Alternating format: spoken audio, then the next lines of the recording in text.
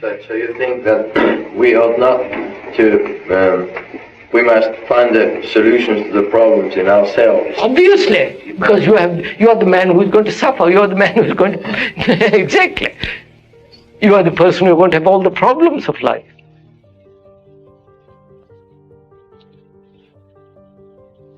This series of talks by Krishnamurti represents the first time that he has permitted any of his talks or public appearances to be filmed. This program, titled Questioning, was filmed at the Thacher School in the Ojai Valley in California. As we saw him last week. I now present him to you, Mr. Krishnamurti.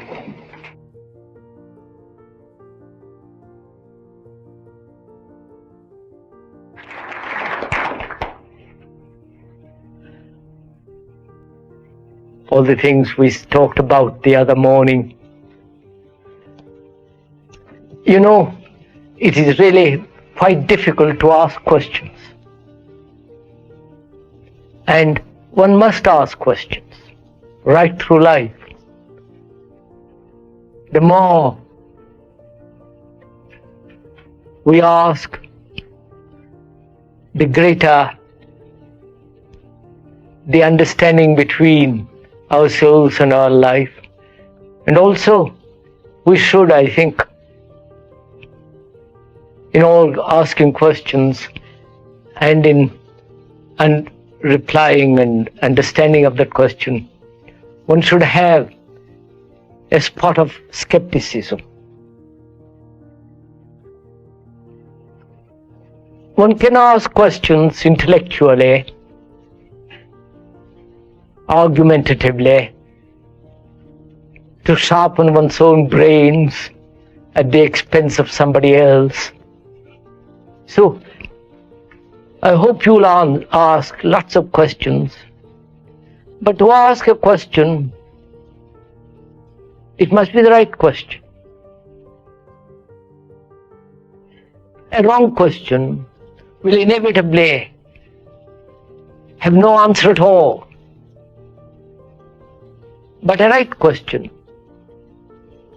in the very asking of it, unfolds the understanding of it.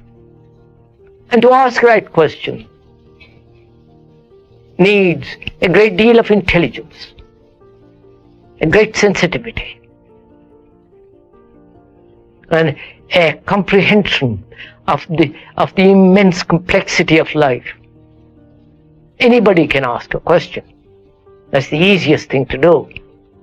But to ask the right question and to go to the very end of that question, not verbally or intellectually or merely emotionally, but as a whole, as a total problem and a total issue. So I hope we can ask questions and see how far we can get together on that. There's probably a great hunger in India, as you said in your talk a couple of days ago. And I think I want to do something about it. And so I go to India, and I try to help the people, and I try to help them overcome their hunger and things of this nature. But is it really doing that much good? You're going or my going to India and helping a little bit here and there doesn't get anywhere. You might give food for half a dozen people. Do your best, but that's, you can't. There are 470 million people, and doing a little bit there. It doesn't. I mean, I'm not laughing at it. It doesn't get anywhere. Now, what will solve the problem? What is the problem? Hunger. Hunger, lack of clothes, shelter, all that. Now, how is it going to be solved? Not by a particular nation. As you and I can't solve if we went in India, we couldn't solve it. No sovereign government is going to solve this. No Indian government is going to solve it. They can pretend, and they do. So, what is preventing the solution of this problem is nationalism.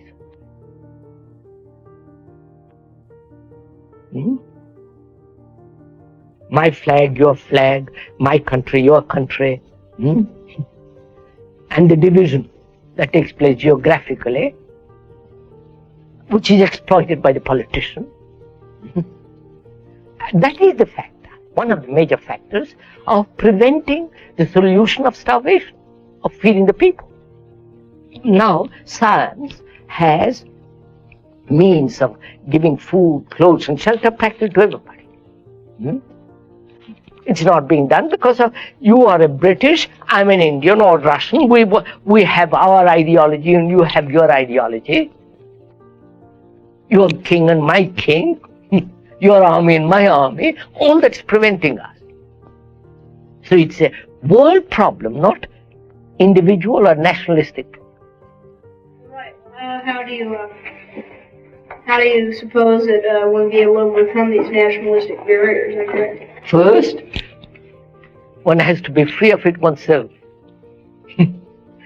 Wait. One has to be free of it oneself. Neither American nor Indian nor... Then get up and talk, shout, do anything not for the little things, but for the major issues. Then perhaps you will sow some seed that will take root. That's all. Now, if every human being, educated, cultured, who is really serious, wants to solve this problem, he will do something.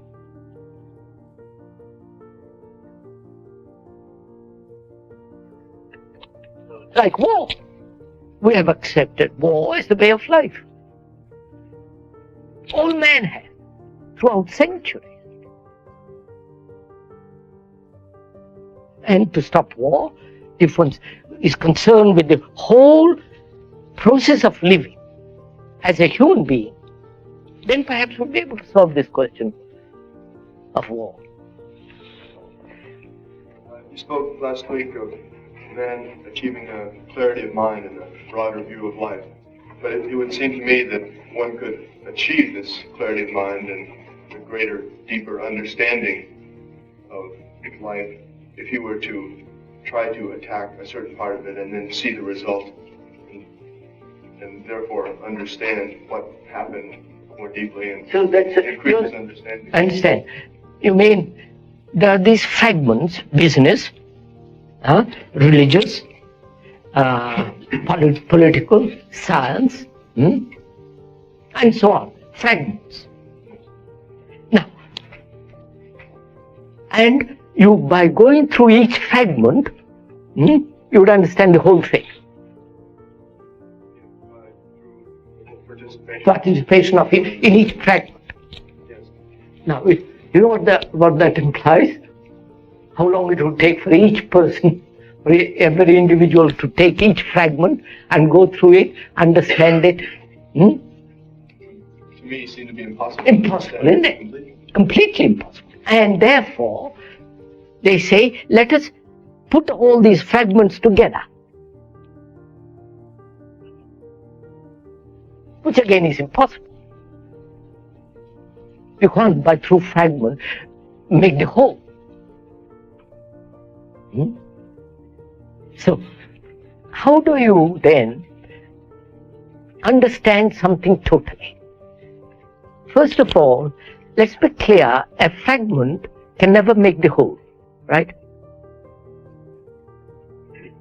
And putting the fragments together is not the whole.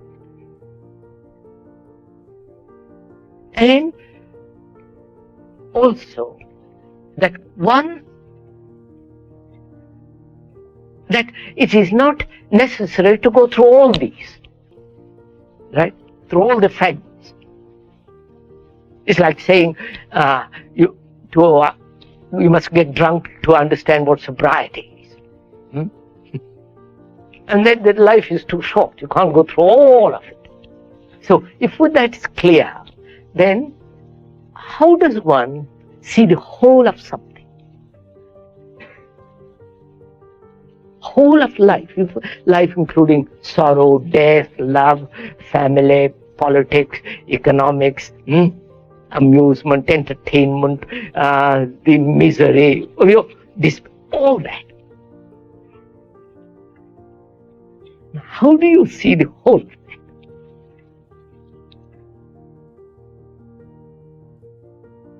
You go into it. So how do you see it? How would you, if that was a question, a serious question you have to tackle?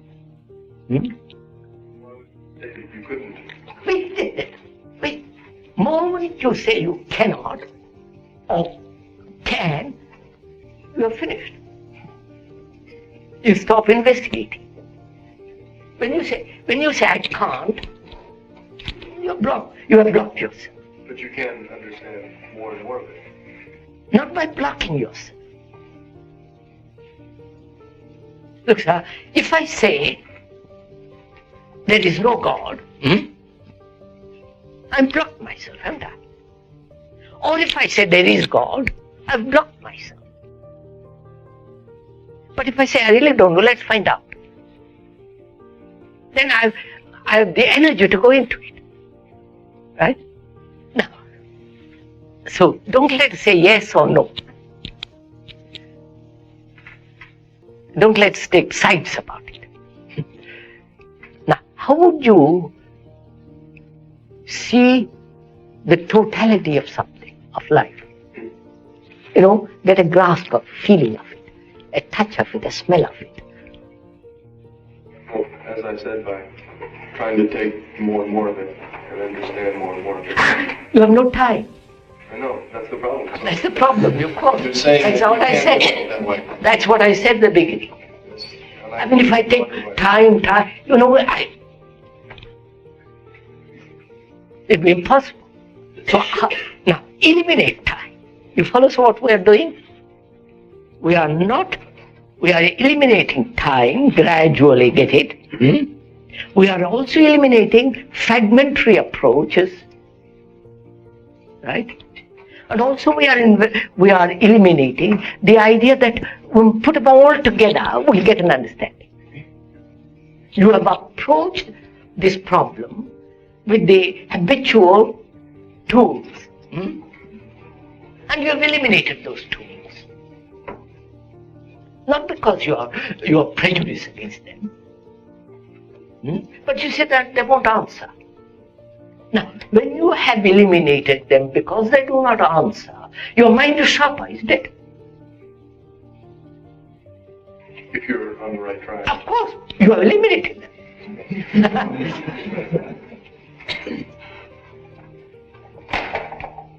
Right? Your mind is very sharp because it is no longer following the traditional approach. Right? But he must have some experience of the whole in order to see it. No. To see the whole thing, you need a very sharp mind, very clear mind. A mind that's not biased. A mind that says, this I like, this I don't like.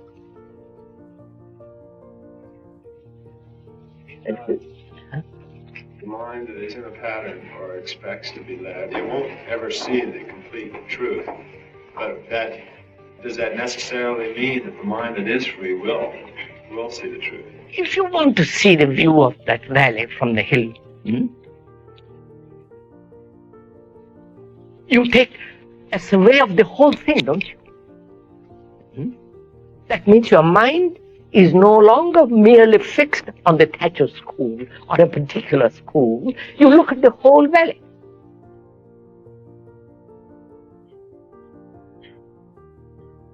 So here is a whole complex map of life. Business, all the rest of it. Very complex. And to understand the whole of that, you must be free to look.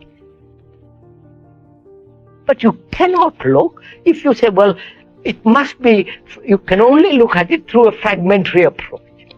Therefore, we say, free the mind from fear. as long as there is fear, that fear will take shelter in a belief. Christian or doesn't matter what belief. Because fear demands comfort, security, hope, and all the rest of it. So, being afraid of something, death or something else, that fear must take shelter in something. Therefore, whether you believe in reincarnation or not, or some other belief, is the same. All beliefs are the same. Because they are essentially born out of this fear.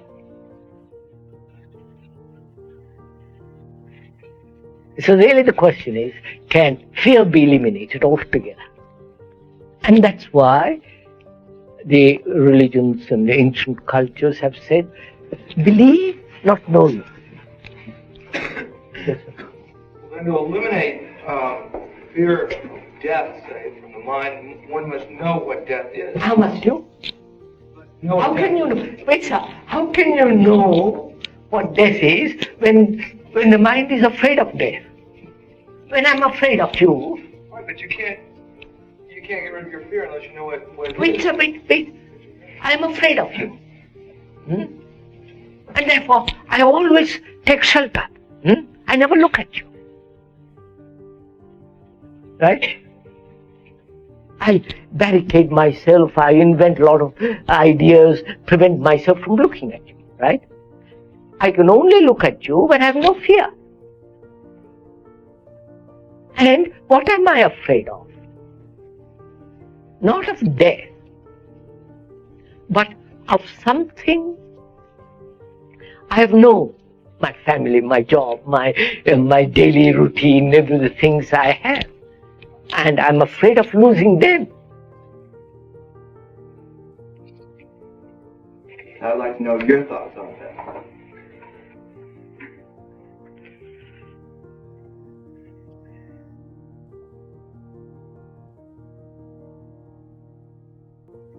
It's really quite a complex problem. You can't just my fault or your fault. I think opinion has very little place when we are faced with direct things of life. Most of us are guided by our personal inclination or personal idiosyncrasy or compelled by circumstances, which are all very small affairs. But a problem like death is a problem of man. Whether he lives in China, India, or in Russia, or here. It's a problem which man has struggled with through centuries upon centuries. And the Egyptians, say for instance, lived. For them, death was much more important than living. And there are whole communities right through the world, historically, and also when one has lived in a country like India, where culture is very, very ancient. They have all kinds of ideas, beliefs, dogmas about death. Death being, one is frightened of it. Frightened of that thing called death, which is going to put an end to everything.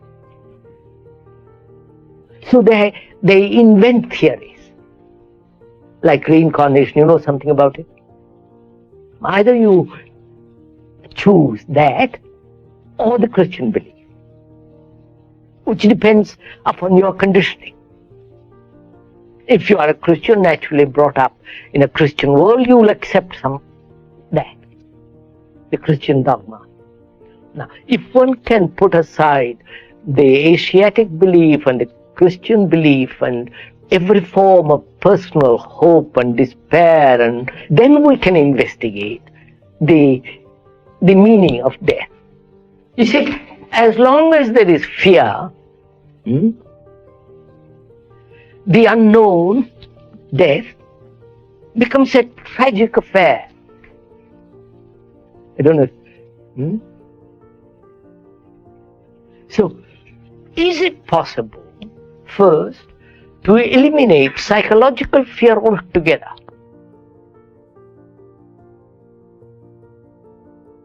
And that's quite a, I won't go into all that. Unless that is done systematically, with clarity, without any arrière-pensée, without any holding back from this problem of fear, then one can go into this question of death very, very deeply. But otherwise you're caught in a rationalization, or in the whole of the Asian belief of reincarnation, or a Christian belief, or you don't care. But it seems to me a society or a community or a group of people who are not concerned with death,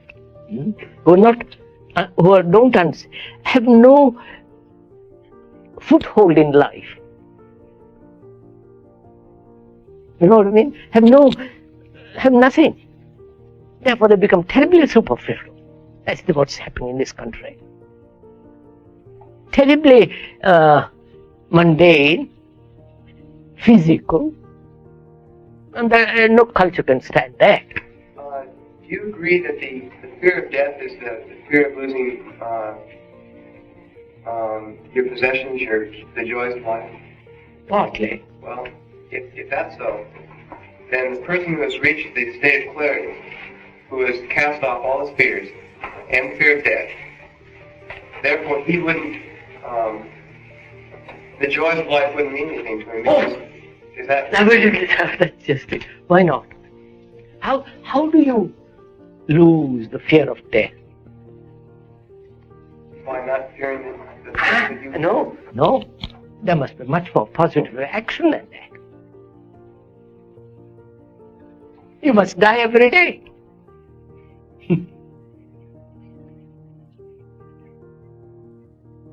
Die every day to the things that you call pleasure and pain, to the things which you have cherished, die. Otherwise, what? Look at, sir, what are you? A little bundle of memories, aren't you? Huh? Experience, knowledge, information. And that you carry on all the day along, all the years. And that bundle of memories keeps the mind very dull, stupid, not fresh.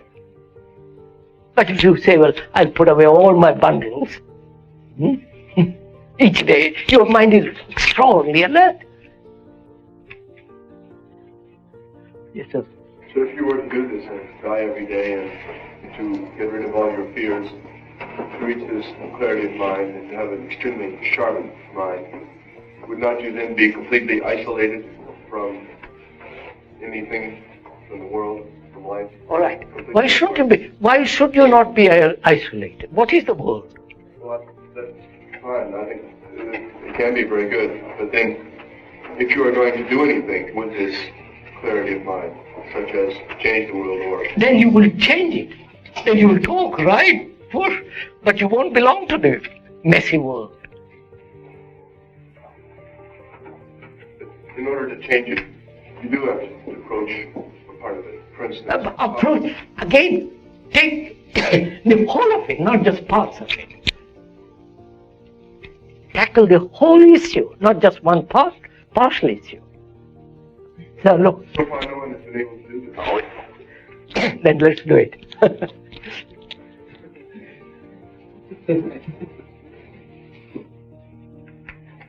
And you said that we have to approach everything with an open mind and we mustn't take any point of view. But if we get confused, we'll judge. Well, when you approach, say, what is life with an open mind, you'll start, and then you'll get one fragment you won't understand, and you'll question it, and then you'll become confused, and then you'll have to judge. Well, how are we supposed to do this without... First of all, there are contradictory informations. One propagandist says one thing, another propagandist says another. the priest says something, and the businessman, the military man, and the politician, everybody is contradicting the other, and you and people generally are the recipient of all that contradiction. Right? So what do you do? Judge. No. You realize you are the result of all these contradictions. How can you judge when I'm... No, I suggest, first of all, is it possible not to be influenced at all? No, don't say no. You see, the moment you say no, you've already taken a stand. Is it possible not to be influenced? Yes. And that's very difficult because we are the result of 1,000 influences. Food, climate, and the culture in which you are born, and so on, so on.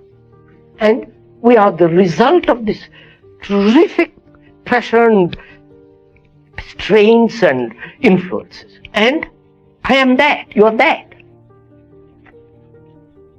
And so, how do you free yourself first from the influence, from your conditioning, and then you can ask the question, how am I to keep clear all the time of confusion? Then it's very simple, you're not confused. If we think that Jesus is the Son of God, it limits us. If we think that he was some man who taught wisely and tried to teach people, it helps us to understand him better. Do you think so? I should think so. No. No, to me, you see, sir, that's not very great importance. What is great importance is not what somebody said or somebody did or did not. Can I, as a human being, lead a different kind of life? That's all. That is the crucial point. Not what Buddha, all the people have said, may be true, may not be true. What is important, what is essential and urgent is, can I live a different life altogether? This has been the 6th of 8 programs presenting Krishnamurti, whose extraordinary approach to the fundamental questions of our time has attracted wide attention in Europe, Asia, and America. This program was filmed at the Thacher School in California.